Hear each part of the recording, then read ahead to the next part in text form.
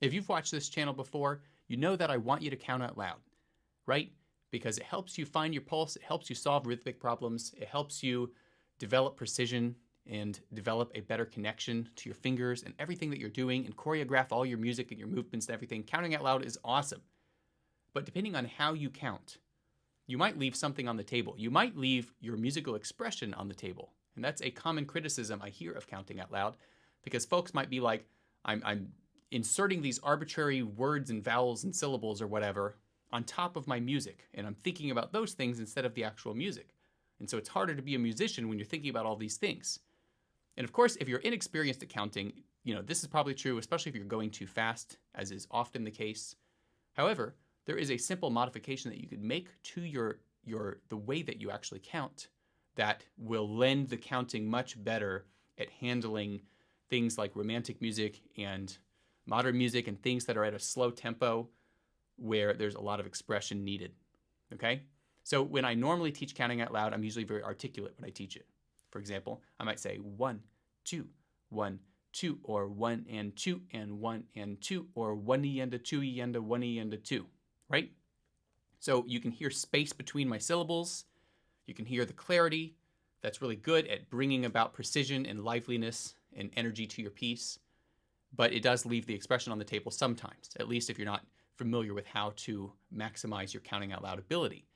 But if you speak your counting in a more legato way, where you use some breath support, sort of like a singer, or actually if you just sing it, right? I'll demonstrate the speaking for this video because I want this to be approachable, and I know some of you are a little put off by singing, but you can sing it. And it's kind of similar to what you might do in a choral setting. Like sometimes in a choral setting, we might segment away or isolate away the pitch element of our music, and we'd focus on just the pronunciation of words against the rhythm, and we'd use breath support. So if I were to apply that to counting, instead of going 1, 2, 1, 2, I might say 1, 2, 1, 2, right? I'd carry my breath through, and I'd cut off the breath with the end of the word. And then I'd go right into the next word. It's basic choral technique when it comes to actually singing in that setting. But when you are playing the piano, it has application as well, because it helps you to anticipate the next note, and it helps you to feel the line of a phrase. And of course, that is very necessary to being expressive, because you need to know when a phrase begins and when it ends. So in this video, I have an example for you. This is a piece called Evening in the Meadow, and this is by a composer named Vladimir Rebikov. And this is like, I would say, a mid to maybe early level intermediate piece. And so I'm going to play a little bit of this for you, and then I'll give you a couple of examples. So here we go.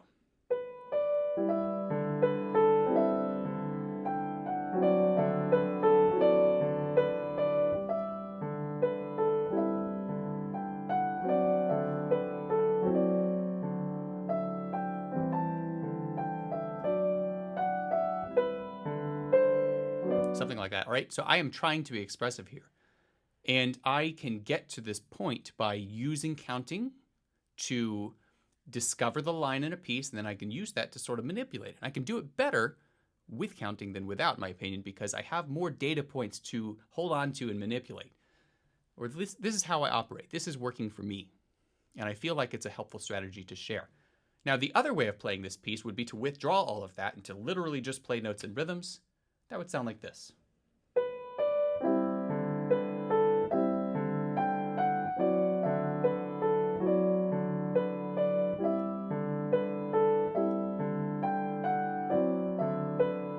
Right? It's lost all its flow. It's lost all of its sense of repose and sense of movement, because now everything's the same and it's very metric. It doesn't really come off the page. So we need to move past the point of notes and rhythms when we're working at a piece. I thought this piece was a pretty good example, especially because it's got these triplets right here, if you can see these. So this makes it to where if you subdivide, if you say 1 and 2 and or whatever, you're going to run into issues here in terms of squaring this pulse with the rest of the piece. So you need to find that quarter note, in my opinion. So I have a couple of the numbers written out here. And if I use that articulate style of counting, it might sound like this. 2 and 1 and 2 and 1 and 2 and 1 and 2 and 1, right? But if we switch over to the quarter, let's start with that. 2, 1, 2, 1, 2, 1, I can feel the pulse, but it's hard to feel the line. Now, if I do the whole speak singing thing, or I go for that technique, right? I speak my counting syllables more connected, and I do it in such a way where I'm sort of pushing through, like the short notes are pushing to the long ones, right? Let me actually erase this counting and let you focus on something different here, which is the sense of movement, which I'm really capitalizing on when I count. I push right through notes that are short to notes that are long. It's that simple.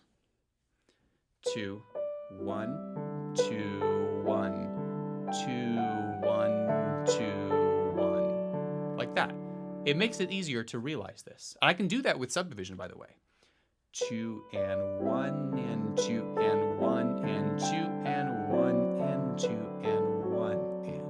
Okay? And you can use that to ease into a phrase. 2, 1, 2, 1, 2, 1, 2, 1. Right? So if you could imagine like a tennis ball rolling down a hill and then back up a hill, that's how I want you to envision a phrase like this, right? We kind of feather in and then we accelerate very slightly and then we feather out at the end. And that makes for a very pleasing, natural sound, right?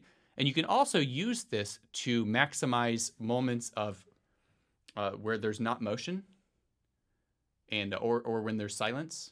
You can use that for dramatic effect. So I'm going to go down and I'm going to start where my arrow is, which will be right here. And I'm going to show you a different part. 2, 1, 2, 1, 2. Sorry, let me do that again. 2, 1, 2, 1, 2, 1, 2, 1, 2, 1, 2, 1, 2, 1, 2, 1, 2, 1. I find that it is so much easier to actually feel that and mess with it in a good way than if I'm going 2, 1, 2, 1, 2, 1, 2, 1. You know, that's harder. That makes it more unnatural to discover the phrase. I want to feel almost like I'm singing it. And then for the long note right here on the bottom of the final system, 1, 2, 1. That could be the end of an idea. You're feathering out. You still need to measure, but you can increase the space between each of the notes. And you can do that singing thing, or the count speaking thing to sort of get a sense of that. I'll back up a little bit and give you one more example. 2, 1, 2, and 1, and 2, and 1, and 2, and 1, and 2, and 1, 2, 1, right? That's a nice moment there, in my opinion. I want to maximize it. I want to feel good about hanging out in that moment. I don't want to feel like I need to abandon it immediately. But if I'm not measuring, I will feel that way, first of all. And if I'm not doing this legato technique that I'm talking about, it's a lot harder to feel the music in this sense of stillness right here. Okay? Now, the last thing I want to use this piece to show you is how to deal with things like the triplets and how to square those with the beginning of the piece. I was actually working on this with a student right before this video, and so that's one of the things that made me want to share this. So if you look at this part right here, we have triplets, okay? Usually I count eighth notes by just saying and, right, between the beats. So we have 2 and right there. And of course, you could measure that quarter note against the eighth note so you can feel that. But then when you get to the triplet, I use a different system for that. 1, O, let, 2, O, let, 1. So 1 and 2 and 1, O, let, 2, O, let, 1. Now you're unlikely to exactly feel it that way unless you already have the rhythm worked out. And it's sort of harder to do that. The way I like to work that rhythm out is I might say these syllables. And of course, in this case, I'm going to make it all legato, like 2 and 1, O, let, 2, O, let, 1. I'm going to feel it like that. However, we really want to withdraw that subdivision and feel the quarters. And sometimes I'll have a student do this with their hand. So I might say 2, 1, O, let, 2, 1. 2, 1. I might have them play at the same time.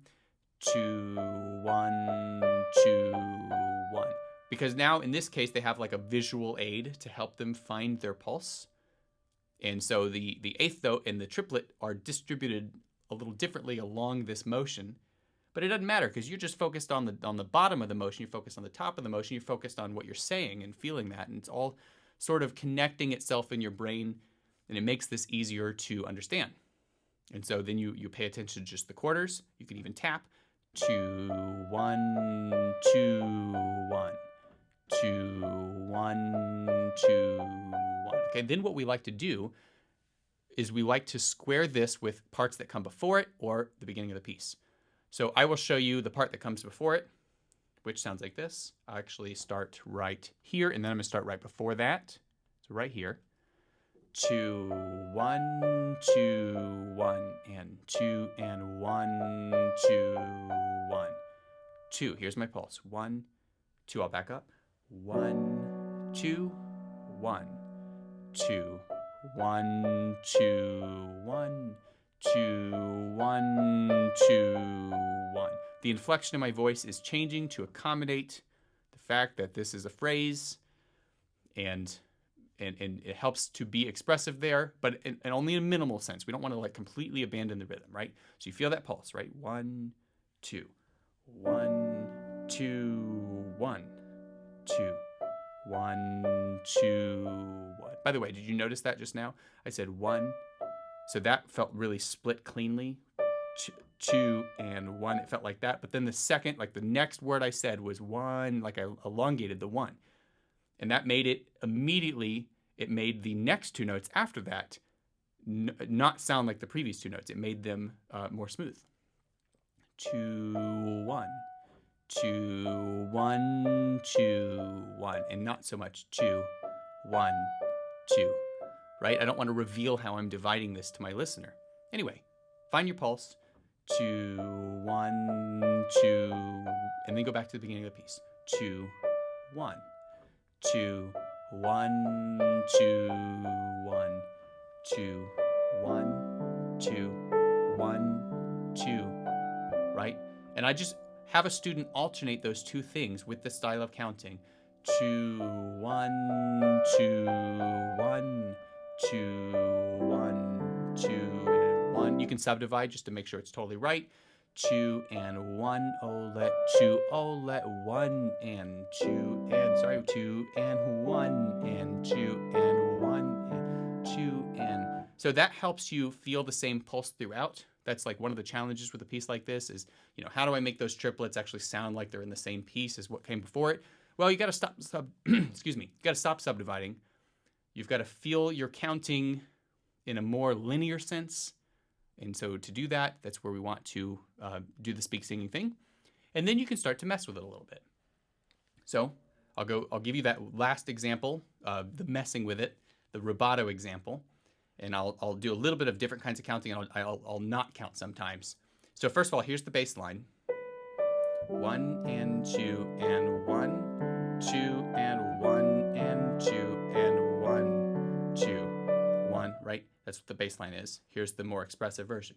2, 1, 2, 1, 2, 1, 2, 1, and 2 and 1, 2 and 1 and 2 and 1 and 2 and 1 and 2 and 1, 2 and 1, 2, 1, 2, 1, 2 and 1 and 2 and 1 and 2 and 1, 2, 1, 2, 1, 2, 1, 2, 1, 2, 1, 2, 1. Okay, that's just an example. Obviously, I didn't do it just perfectly just now. I missed a couple of notes, but I did demonstrate how like the metronomic counting compares with the expressive counting. And you'll notice that the legato style of counting helps to, or at least it helps me a lot, helps me to move away from the pinpoint divisions of each idea and to see the bigger idea. And for music like this, I feel like that's the most important thing because there's a big difference between somebody who's just playing notes and rhythms and somebody who is expressing it. And so when you're going for that like CD quality performance of a piece, these strategies I feel like will really help you get there. Anyway, I'm always happy to field questions about counting. It's like my favorite thing to teach, or one of my favorite things to teach, because it does so much. It solves so many problems. So if you have any questions about this, or how counting can apply in various situations, feel free to drop those in the comments below, and I'll happily respond to them. Otherwise, I'll see you in the next video.